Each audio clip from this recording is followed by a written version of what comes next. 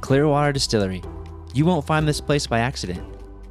It's tucked in a warehouse district in Pleasant Grove, Utah, where the only thing more unlikely than a distillery is a distillery doing things differently. This is Utah County's first legal distillery. And they didn't just open a shop, they opened a door into what craft spirits can be when you refuse to color inside the lines. What makes them so special is they're not chasing tradition, they're chasing flavor. They think in ideas first, taste before category, and that shows in what comes out of their stills. Like the Lorenz, a rum-forward spirit built with restraint but meant to be a sipper, not a shot. Or Josephine, an unaged fruit brandy, delicate, expressive, and unapologetically different. Or Renee, half French, half American, polarizing in the best way. Or Canela, with 2 ingredients, cinnamon and whiskey. No sugar and no bullshit, simply a game changer. But listen, it isn't about winning awards, it's about guts. Drawing a line in a conservative country and saying, hey, we're going to make spirits that make you think twice before you take a sip. That's the heart of Clearwater. That's the spirit behind the spirits. This is Clearwater. I know you've heard of Clearwater and you've heard of Clearwater. What do you guys know about Clearwater? The only distillery in Utah County. Legal distillery. Yes. This is a passion of mine. I love booze. And I love talking about booze and the science of making it. We opened a week before the COVID lockdown back in March of 2020. Silver lining to that has allowed us to change some rules and laws regarding liquor sales in the state of Utah. For example, how do we sell the stuff if people can't come into the store to buy it? State agreed. They really wanted our tax money. So we came up with online liquor sales curbside pickup. First time that's been legally allowed in the state of Utah.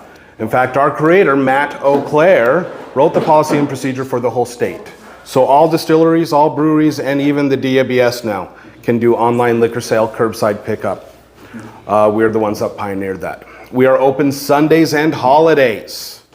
The only game in the county for hard spirits on a Sunday. We're shaking and moving things. We still have 1,000,000 miles to go to deliver it to your house. Give us some time. We're 4 years old, okay? We'll get there. We'll get there. How we got started, Matt and his wife Stephanie were gifted that copper still up there. And James here and Matt went to town on it. Their friend said, thanks for all you do. Have a project, make us booze. And they started playing with it. They were on a sangria kick at the time and they wondered what sangria would taste like if it were to be distilled. And it actually turned out pretty good. And that spirit is Josephine. We call this an eau de vie, water of life in French. It's an unaged fruit brandy, okay? We rested on wood spirals to give the golden color. Adds a little smoky, woodsy complexity to the spirit. Well, we like to mess around and find out a little bit here, so we took this same spirit and we actually barrel aged it in Pinot Noir barrels. This is our barrel-aged Josephine, given the rich amber color, leached some of those Pinot notes, making it very much a distilled sangria. Second one we do start to finish is Lawrence. Lawrence is our crafted spirit. It is our rum that we cannot call a rum. According to the federal government, a rum is 100% cane sugar derived spirit. And we do that. But then we add distilled apple to it, which makes it not a rum, even though it's mostly a rum. So it's a crafted spirit now. Thanks, government. Next in our lineup is my personal favorite, Renee. We call this a Rymagnac. Okay, it is a blend of Armagnac, which is a grape brandy, a cousin to cognac. We blend that with 2 different rye whiskeys and a light whiskey, so you get a smoky pecan pie, smooth spice leather finish. It's just an absolute delight of a spirit. Next, we have our Wednesday whiskey. This is our middle-of-the-road everyday sipper. Tastes like what you expect whiskey to taste like, but without that nasty sour mash aftertaste that Jack Daniels and Jim Beam have. Got 'em. Just good. Reward yourself for the little things, okay? Took out the trash, you did the dishes, have some whiskey. You put pants on today, have some whiskey, whatever, okay? That's what it's for. That's a win. Next up is our vodka. Clean, filtered, dangerous. You want to hear? Best taste descriptor for our vodka is weird water, okay? Mix it in anything, it disappears. It is just gone. Next is our bestseller, our Scandalust cinnamon whiskey. 2 ingredients, cinnamon, and whiskey, okay? We don't put sugar, syrup, propylene glycol, aka antifreeze. None of the garbage that's in Fireball is in our stuff. High quality cinnamon, delicious whiskey, full stop. That's dangerous. Next, we have our 5-year barrel strength rye. You'll be sampling batch number 3, which is 59.1% ABV, 118.2 proof. It is hot, but deceptively smooth. It does not kick like a 120. That's up your alley. Last, we have our 7-year barrel strength rye. Limited release, we only did 450 of these bottles, 62.14%. It is hot, but it is smoother, and I dare say sweeter than the 5-year. Has a lot more caramel and vanilla notes coming through than our 5-year. We are going to a functional distilling floor, so there are potential hazards. Trip hazards, slip hazards, stuff that can cut you, burn you, maim you, bleed you, blind you, shock you, kill you. We have nothing cooking, it's safe, don't worry about it. It's all good, okay? Feel free to take pictures, feel free to ask questions. Oh, we're gonna step easy. into the apothecary and continue out to the distilling floor. Oh yeah, hands down prettiest room.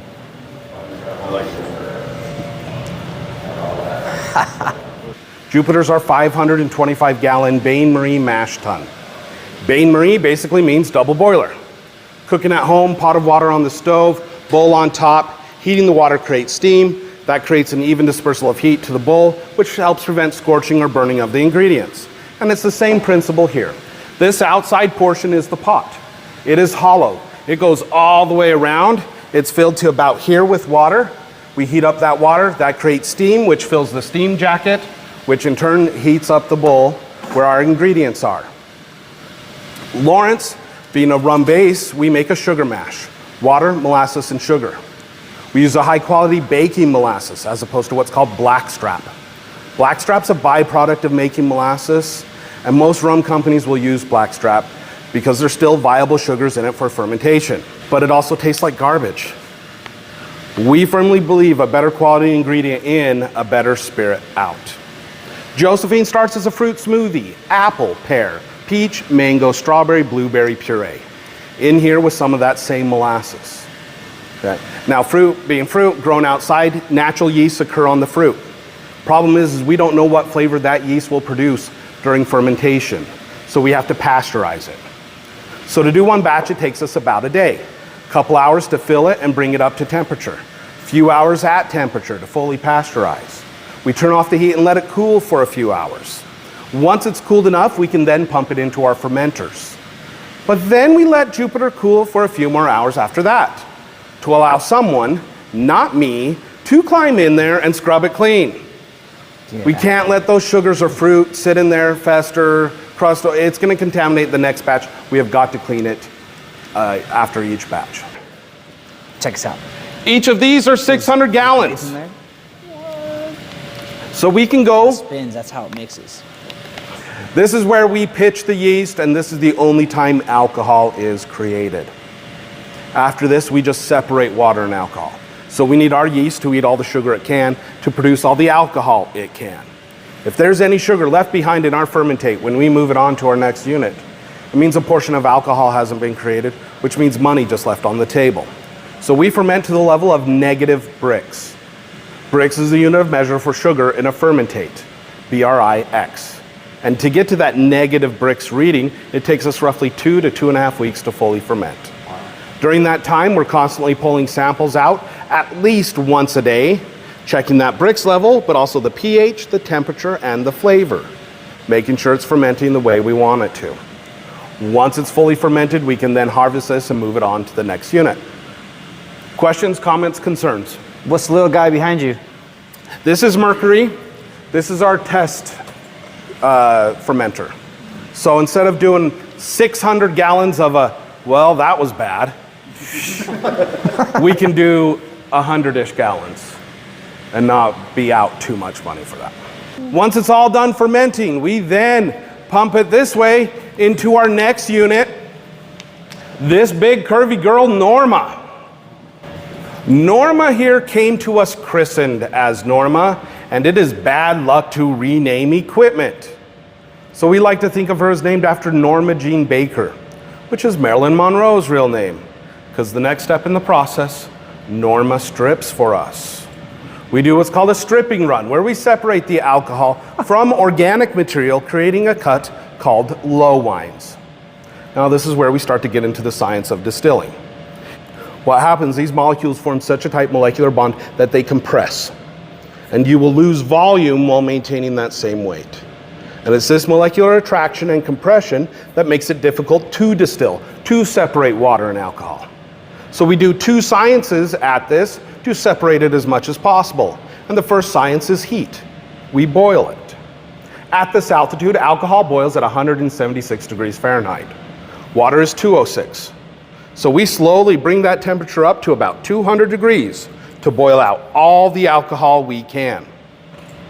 Problem is, these tight molecular bonds, we still get a water vapor with our alcohol vapor. And that brings us to our second science, a phase change in geometry. The vapor rises up to the hat, and it compresses slightly in the column where the window and the thermometer is. That vapor continues up into the bulb where it quickly expands. When a gas or a vapor quickly expands like that, it cools slightly. And that slight cooling is enough to force water to condense on the inside of the hat and drip back down into the kettle. Just one more way we can pull water out of that alcohol vapor. That vapor continues up into the line arm and crosses over to the condenser. In the condenser, there are approximately 40 straws from that top seam down to the bottom seam. It is hollow between those straws. We pump cold water in there. That chills those lines. So when the hot vapor hits the cold metal, it condenses into a liquid and it comes out this bottom port as low wines. These low wines are clear. There's no more organic material in there. It cannot rot on us, which means it's shelf stable. So we can take those low wines and push it off to the side and take a breather, which is nice because it takes us 16 to 20 hours to do a full stripping run. We need a day off. Okay, but these low wines are not potable yet. We have to distill it more to render it safe for consumption. How do you clean the copper? So the hat, we will use the forklift and crane it off the top. Inside Norma, people climb in through the manway. Not me, not me. Damn. You guys are by hand. We are in there by hand. Get out of here. Woo. Yeah. Damn. So we take our low wines and we bring them over to Winston here. Winston's 100 gallons. And this is where we do what is called a spirit run. In a spirit run, we boil the low wines. That creates a progression of vapor, what we call cuts. These cuts are called foreshots, heads, hearts, tails. Hearts is the only one you should drink. The rest is liquid. You can physically drink it. If you like life, don't. Okay? Hearts is the only one you should be drinking. So low wine's in here. Slowly bring it up to a boil. That vapor travels up the hat, crosses the line arm over to this condenser. Only 8 straws in there. So we're not moving nearly as much liquid as we were with Norma. Turning into a distillate. It travels down the parrot, fills up this cylinder, and then it can come out one of the 2 ports depending on which cut we're collecting at the time. In this cylinder, we have what is called a hydrometer. It looks like this. And it floats in the liquid here. And it measures our ABV, our alcohol by volume. Tells us how hot the spirit is coming off the still. And we can generally tell if it spikes or it dips. Oh, a cut's coming up. We need to be ready to swap out our container. But the best way to tell on cuts is by smelling it. Okay? Very first thing that comes off these 4 shots, you smell it, it burns the nose, makes the eyes water. This is methanol, industrial solvent. Okay? We use it for cleaning and sterilization. It takes Sharpie off our totes really well. Cleans the windows streak-free. Okay? It degreases engines. This is bad stuff. You've heard of moonshiners going blind or dying drinking their own hooch. They aren't doing cuts properly. They're ingesting these 4 shots. But it's not 4 shots itself that does the harm, it is the way the liver metabolizes it. Changes it into formaldehyde. It is literally pickling you from the inside. Cure to methanol poisoning is ethanol poisoning, good alcohol. The liver has an enzyme that has an affinity towards ethanol over methanol. So if you accidentally drink the 4 shots, you're racing to the ER. And they're gonna serve you shots, whatever you want, gin, vodka, whiskey, whatever. Jumpstart the metabolization process. But they have to saturate your liver with ethanol. So while you're taking those shots, they're hooking an IV into your arm with a high percentage ethanol solution to get your BAC, your blood alcohol content level, up to a 0.2 to a 0.25, and you have to stay in that range for over 14 hours. You cannot sleep this off. You have to stay awake the whole time. Doctors need to run tests to make sure you're not processing the methanol. Moral of the story, don't drink the 4 shots. Okay, so we collect that separately, keeping it far away from the hearts, the soon-to-be hearts, for purely selfish reasons. We want you guys to continue to buy our booze. That's it. So we collect that, let that go. After a little bit, we start to get a nose change. We start getting some flavor from our mash coming through, but it's still pretty punchy. We're now crossing into heads. These heads smell of acetone, fingernail polish remover. You can drink this. You mostly won't die. Just wish you had. Yeah, you're not gonna get drunk, you're only gonna get sick. Not worth it. We collect that separately. Again, selfish reasons. We want you to continue to buy our booze. Let that go. Bless you. You're welcome. Then we get a new nose change. We get a lot more flavor of our mash coming through. We're now crossing into hearts, ethanol, the goal of this whole process. I have pear hearts for you to smell, okay? This is smelling time, not drinking time.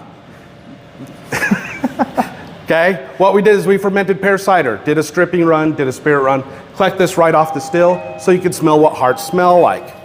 Technically, this is pear shine, like moonshine, but it's made from pear.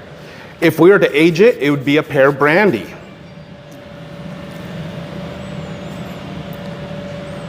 Ooh. Ooh. Probably melt your eyeballs because it's over 70%. Oh, wow. Almost 150 proof. It's hot. Big. But this is the goal. This is what we want. This is the hearts, the ethanol. And when we hit the hearts cut with Lawrence, our sugar mash, it's now turning into a rum. And that hearts cut, we flip this lever. That diverts the vapor down into this cylinder.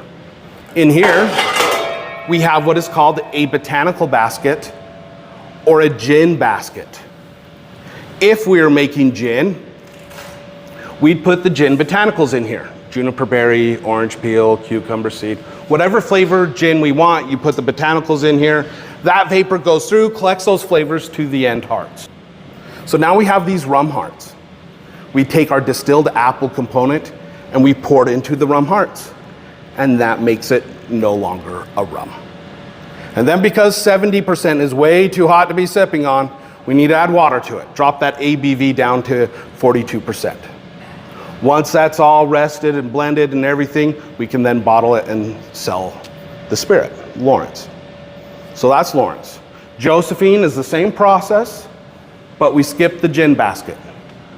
Collect the hearts, proof it, then we take spiral cuts of wood, 3 to 4 feet long, and we drop it right into the tote. This is called resting on wood. This is what gives the golden color, adds a smoky, woodsy complexity to the spirit. Once it's rested long enough and we do it to taste, not a specific amount of time, we then harvest that, bottle it, and sell it. But that's our distilling process. Do you have any questions for me? What kind of wood are you using in this? American oak. Always? Yep. Oh, nice. This is a big sample of it. An unspent sample. You can see the spiral cuts. Just adds for a lot more surface area to make contact with that spirit. Matt and I have played around at home with other stuff, a bunch of African woods that were spiraled like this. We got some cedars. And you can do this yourself. Go buy a vodka, go buy a gin, get some of these. Whiskey. Get a whiskey. And you can buy samples of wood off Amazon and just drop it right in the bottle and do your own little resting on wood, see if you can change the flavor a little bit. I love it. A lot of experimentation, a lot of mess around and find out, and that's what we love doing here. Hell yeah. Ready to drink? Yes, sir. Let's do it.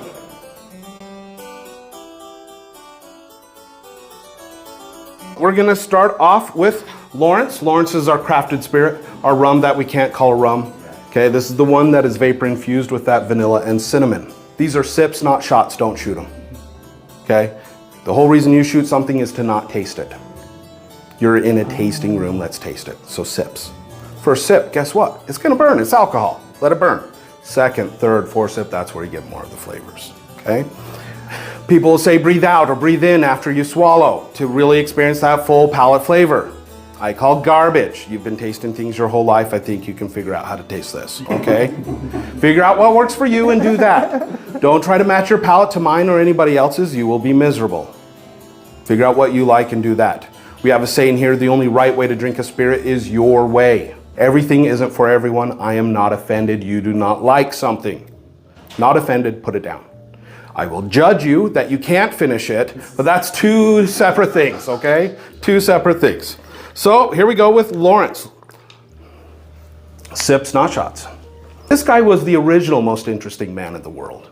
And because we're using his likeness, we donate a portion of our sales of Lawrence to an oceanic conservation charity, just to give back what we think he would appreciate.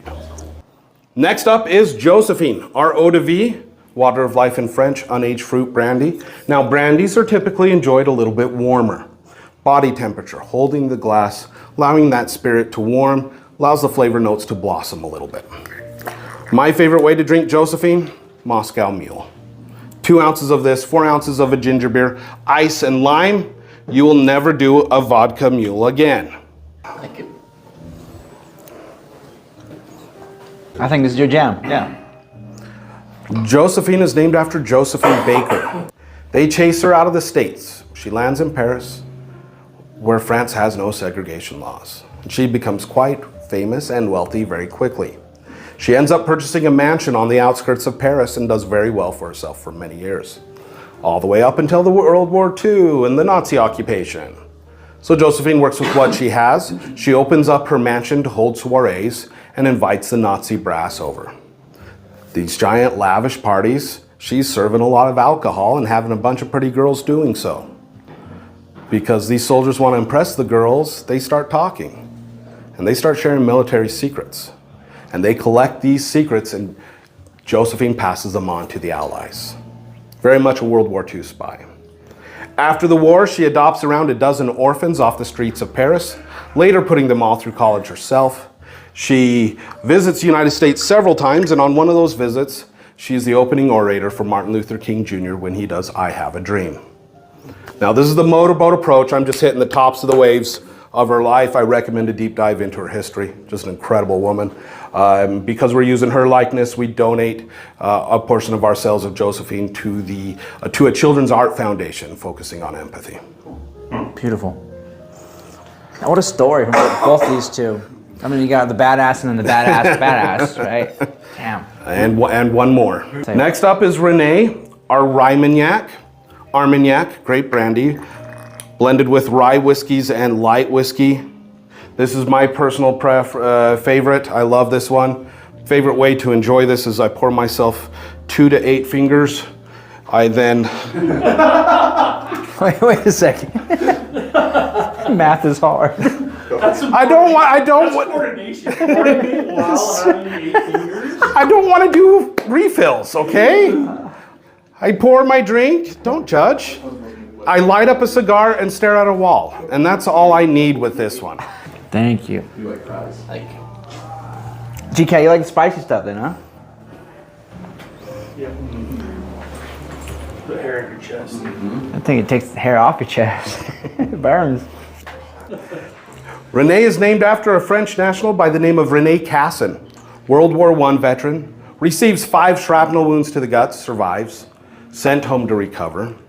During his recovery, he sees fellow soldiers sleeping on the streets. Young men who have risked life and limb fighting for their country, receiving no support from their country. So he starts pushing for veterans' rights and disabled veterans' rights. He pushes for civil and humanitarian rights. And he continues to push through World War II. At the end of World War II, he is tasked to help write the Hague Convention's Rules of War.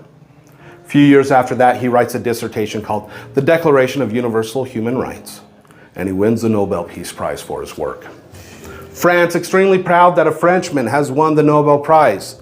They mint a coin to be put in circulation with his bust on it, so all of France knows what this man has done for peace. So we did the same.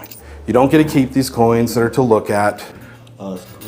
Every bottle of Rene is wax dipped like this. So that's on top. To keep that coin on top. Every bottle comes with a coin, but not every coin is the 100% copper. Out of the whole batch, there are 14 sterling silver coins and one 18-karat gold coin floating around in the batch somewhere. It's like Willy Wonka.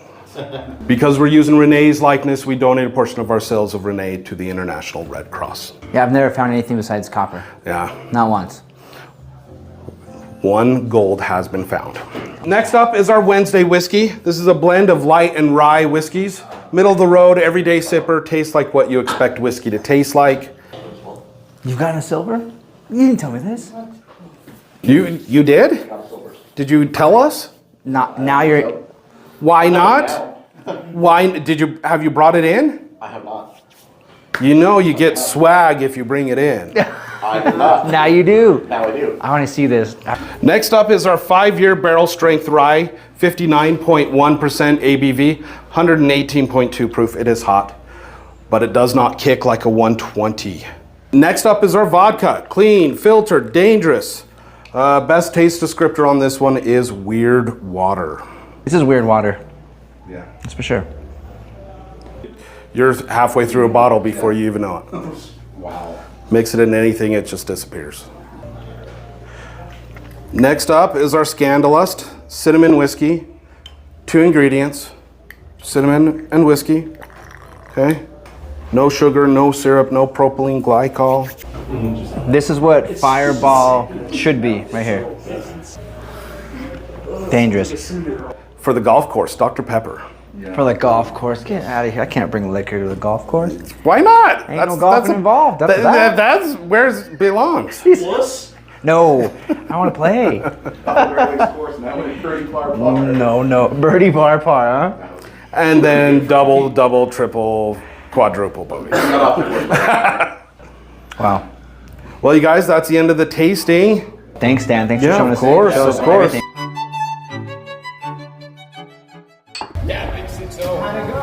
Oh my God, I got some fucking drunk.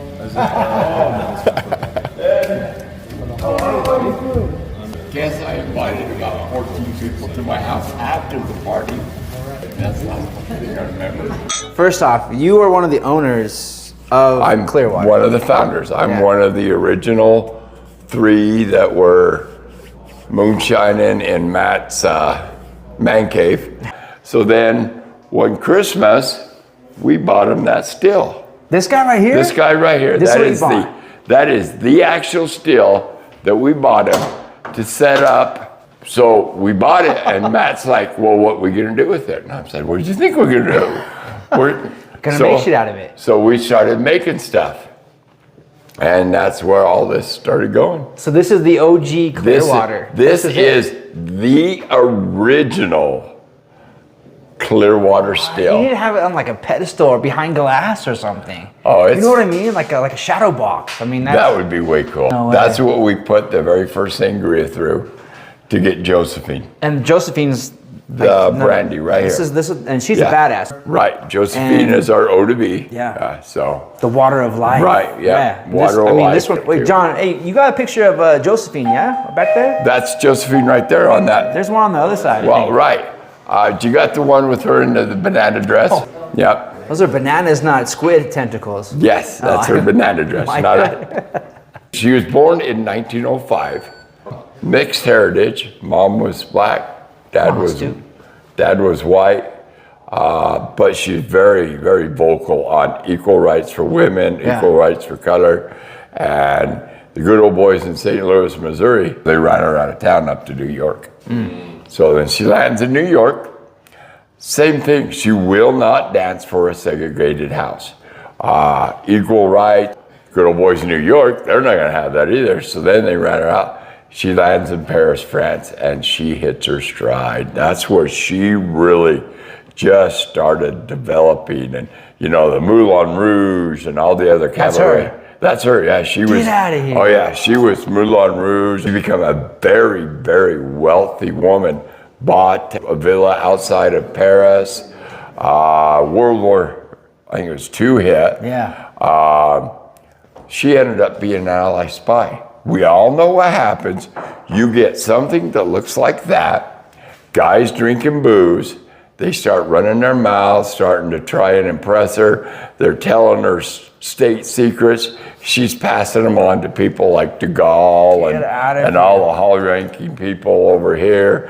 Well, after the war, after she got off, she ended up adopting orphans off the street. 12 of them.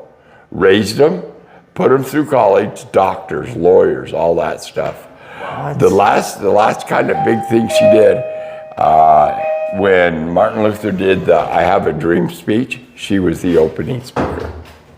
What? Yeah. She's a badass. The next thing we did was Matt and I tried to make a rum.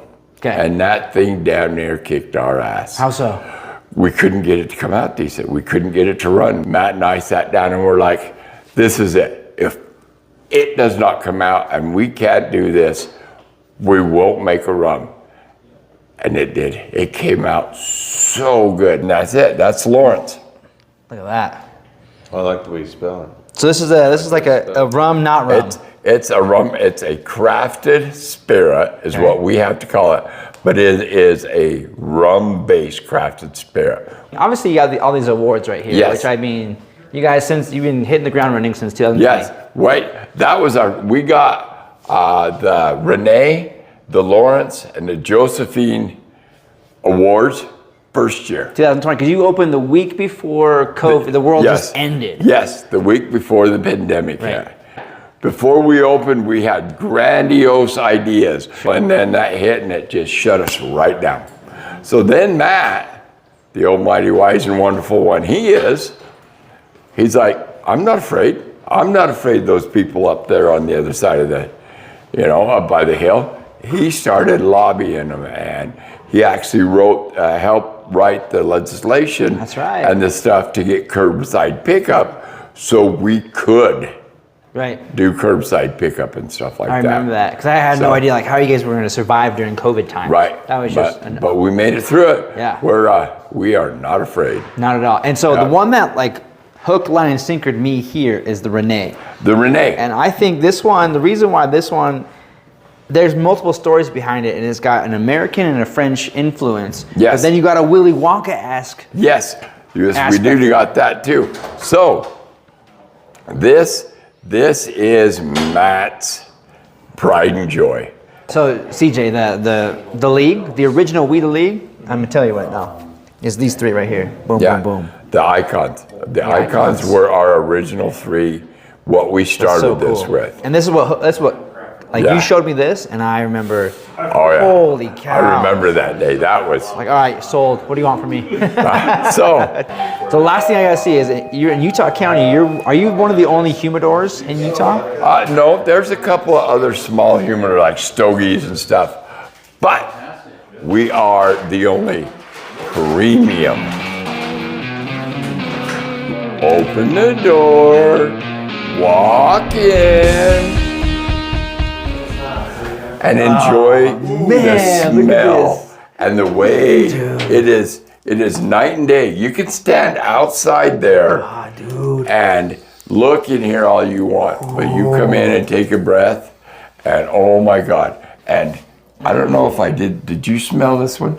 I'm going to now. Oh my God! No, this is what you're talking about. This is the coffee. Get out of here. This smells like a nice cup of coffee with a sweet cream in it. Yeah? It is just. Lately I've been doing the filler Honduras. Oh, okay. Perfect timing.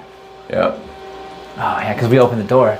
This kintsugi right now. Oh, I did like this one. Yes, ooh, this the label is just sexy. Yes, the kintsugi right now. And it's thin. Is, this is my pinky. Good. I mean, it's pretty thin. Yeah. I've had a fantastic day. One of those Cubanas. Right here? Oh yes. This bad boy right here. Oh, the Chojibas. The Chojibas and this Cubana. Now those guys rich, dark, a little bit of a chocolate taste. Like that. Oh my God, yes. My dear. Oh, how are you? But when Jimmy hands you a drink, you always take it. Always. Well, cheers to you, my friend. Nice to see you. It's been a minute. Yeah. Talk about a long tooth pour right there. I tell you what. Man, we get There we fancy with go. vodka. Yeah, there we go. What I love about this vodka, man, is the creaminess that really comes through. You know, sometimes vodka, we measure spirits by how well integrated the alcohol is in it, right? And this vodka really showcases a nice mouthfeel, a nice depth of flavor. And what we're doing is we're just setting this over ice, expressing in a little bit of the orange peel and the citrus and the oils from it. And then just hitting it with a little splash of soda, man. Vodka soda. It's as basic as you can get. Give it a little stir, making sure everything's all integrated, and present. And always accept a drink from Jimmy. Always. Salud, my friends. Salud. Salute. Good. This is what we're smoking today. Great Danube. All right, let's get started. Here at Clearwater, I got to tell you, I don't know what anyone else is doing this Sunday, but I know what we're going to be doing. Thank you very much for joining. I'd like to thank not only each and every one of you, but let's thank our host, Clearwater Distilling, for hosting this great event. My name's Jim Santangelo. I'm with a company called the Wine Academy of Utah. And what I do is I'm an educator. I certify people in becoming sommeliers, wine guys on various levels of wines, but also spirits, even sake. And we also educate on the appropriateness of the etiquette of smoking, how to select a cigar, how to hold it, different ways to cut, different lighting techniques, and then,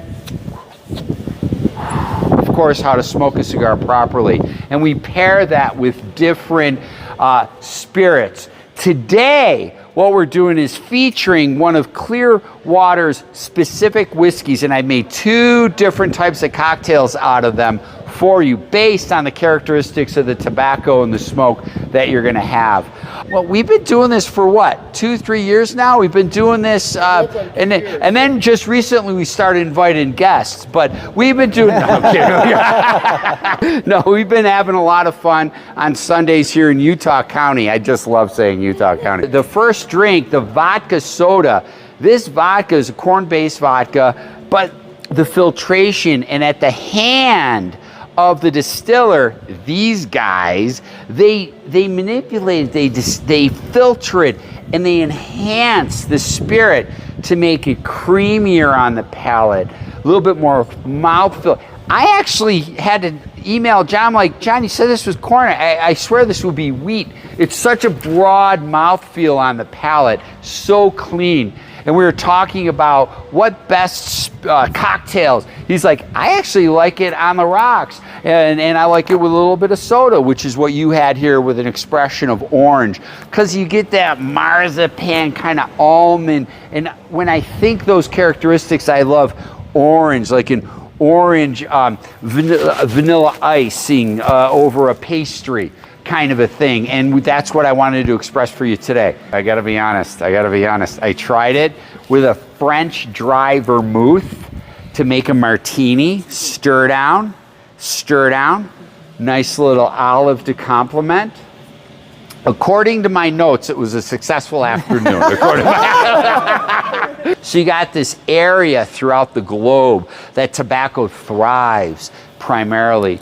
And you have different tobacco species, and some, when you clip the tobacco leaf, it's a very big broad leaf, dries and ferments, then dries, and it gets kind of crumbly. And we'll use that as the tobacco fill. The fill that's in here is gonna be 9 times out of 10 different than the wrapper.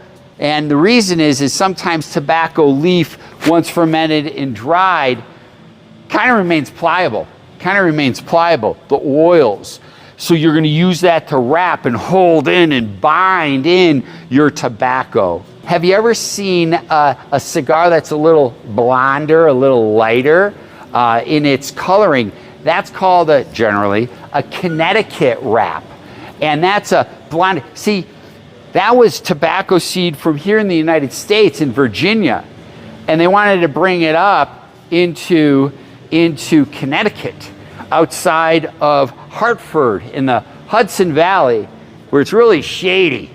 So here I am, this beautiful sun-grown tobacco growing now in the shade. And it didn't get that deep, dark, rich color.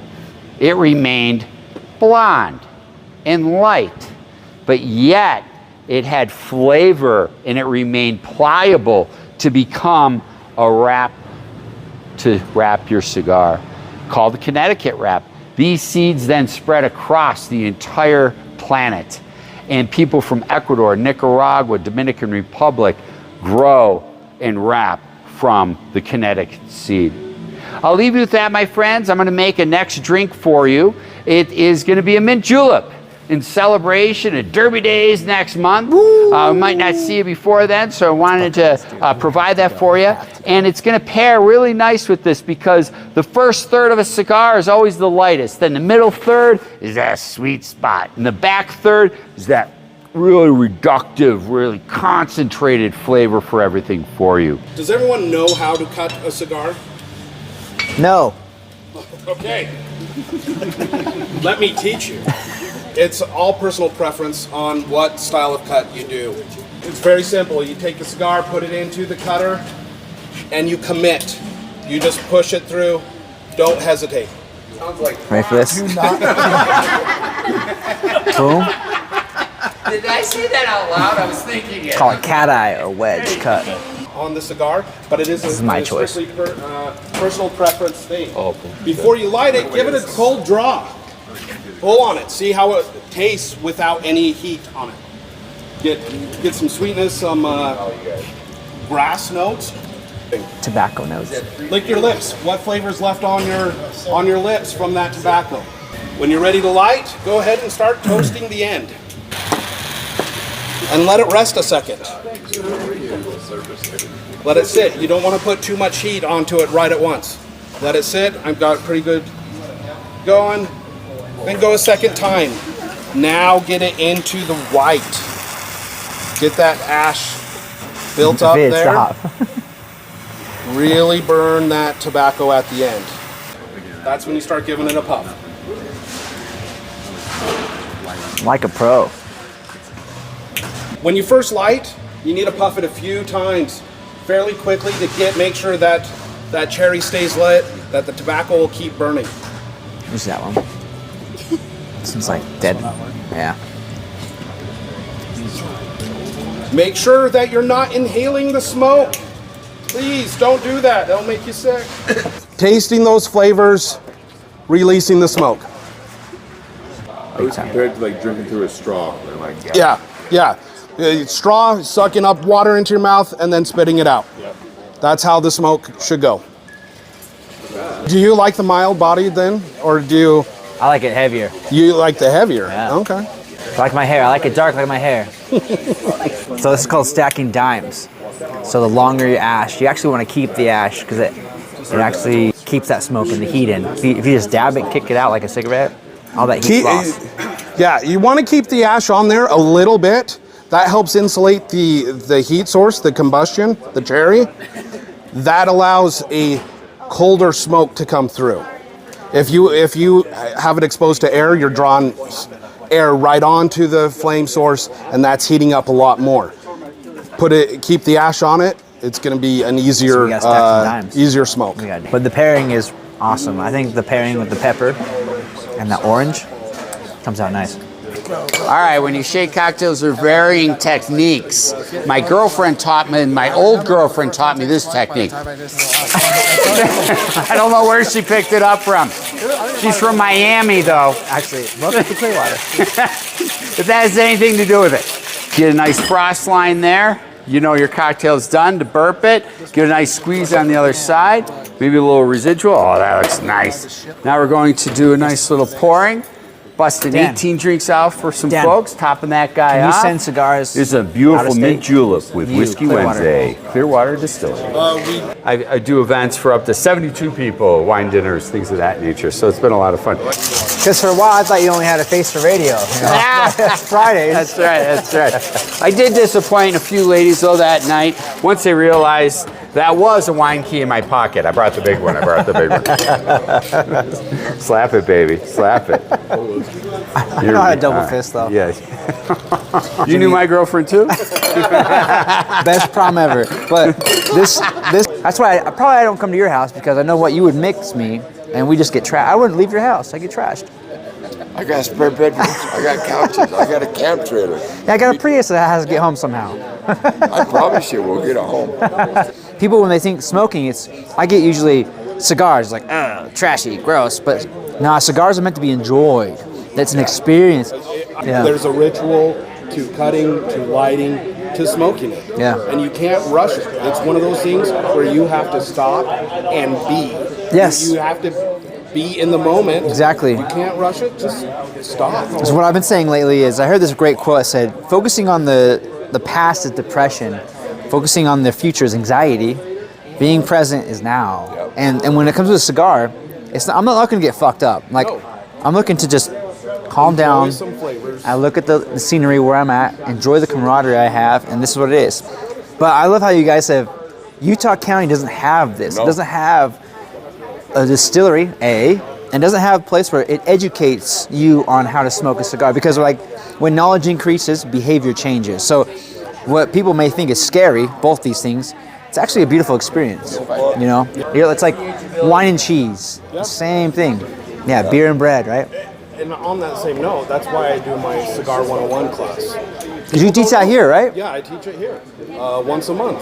Teach that whole cutting, lighting, smoking, everything. Yeah. And we go into the flavors. We go into the how to taste it, what flavors you're talking about. And we really explore the cigar because it's a whole experience. And Yeah. Here in Utah County, nobody knows that. What got you interested in getting cigars, and why cigars? Well, oddly enough, I've only been smoking cigars just about 3 years. Cool. And I started puffing on it. And I'm just sitting there, had a great group of people there, right? And I went, this is me. Hook, This line, is and it. sinker. This is it.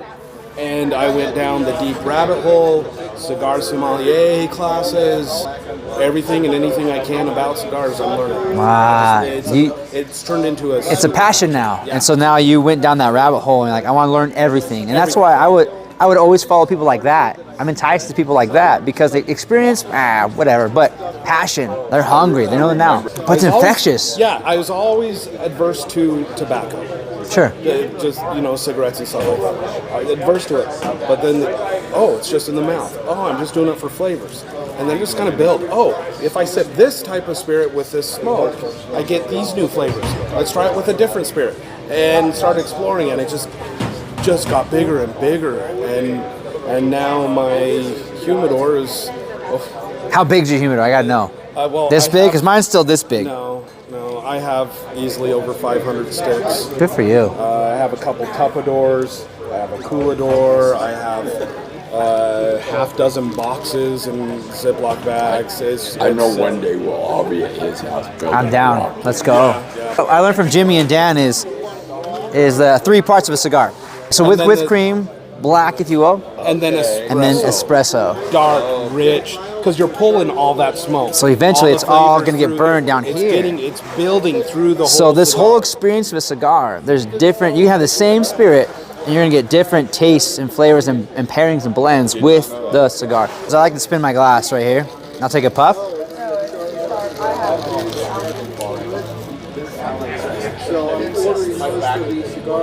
little smoke cocktail. For me right now, the orange comes through when I do that. You gotta think about Utah. Utah was founded by the LDS Church, right? And so, Even though exactly, back in the day, they were distilling. I mean, my favorite one is Valley Tan from High West. Well, back in the day. Yeah. And that was a Mormon recipe. And they don't make that anymore. Valley Tan from High West. And Brigham Young had distilleries. had them here in Utah County. Yeah, and so He'd actually go and trash other distilleries, so he had the monopoly. So and then Prohibition happened. So the first distillery since Prohibition in Utah County is this place right here.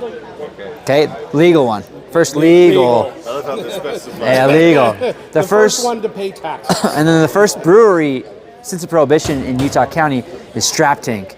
And they opened in 2016. And the second location opened in 2019. So there's 2 locations, 1 brewery. And that was a big deal. I remember. Huge deal. Huge deal. One of my favorite things about Clearwater is the liquor store, the state liquor store is literally down the street. Okay? So a PG liquor store. And there's a big ass sign, probably as tall as I am. It says, hey, distillery open 7 days a week, even on Sundays, down the road, right in front of the liquor store. So when the liquor stores close on holidays and on the weekend, or Sundays, excuse me, That's why people are rolling up. people just go, oh shit, you can get liquor still, boom. And then Sunday is probably one of your biggest days. It has become our business. Yeah. So right now, no one can order in the state. Right now, no one can have liquor except for where it's produced. Yeah. You got kind of like the cappuccino latte, and you have like the black coffee-ish, right? Then you have the cappuccino part. It does make an awesome whiskey sour, by the way. How much of a badass is this right now? Like, you got the best sommelier in Utah, the OG. Sorry, Cam, but right here, mixing and smoking at the same time.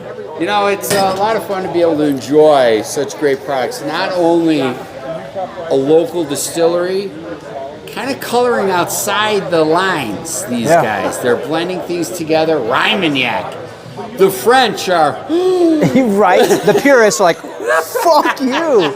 A lot of pearl clutching going on. But, you know, when you do it right, it's okay to break the rules. And the key is, if you know the rules, you know where to break them.